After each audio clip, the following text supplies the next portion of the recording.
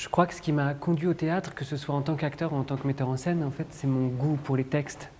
Et la chance que j'ai en étant à la Comédie Française, c'est de côtoyer quotidiennement les grands textes du répertoire. Moi, j'ai un attachement très fort à la notion de répertoire, qui est pour moi pas du tout une notion figée ou muséale, mais au contraire simplement l'idée qu'il y a un certain nombre de textes qui nous fondent et qui nous appartiennent de manière commune.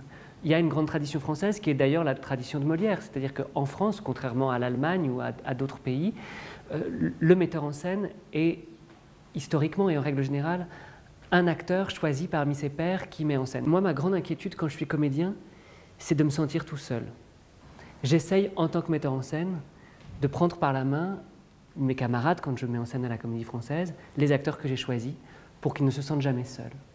Moi, je me réjouis tous les jours d'être à la Comédie Française. Je me dis que le jour où je n'aurai plus autant de bonheur, de joie à y faire mon métier, libre à moi de partir à ce moment-là. Ça n'est pas du tout mon envie pour le moment. Je me sens libre à l'extérieur parce que je crois que la Comédie Française me donne la force de faire du théâtre ou de mener des projets ailleurs. Encore une fois, la Comédie Française, c'est une école, c'est aussi, je dirais, même une manière de vivre, parce que c'est faire du théâtre au quotidien, tous les jours, intensément. C'est accepter aussi d'avoir un peu deux vies en une, mais finalement, je préfère avoir deux vies en une que pas de vie du tout.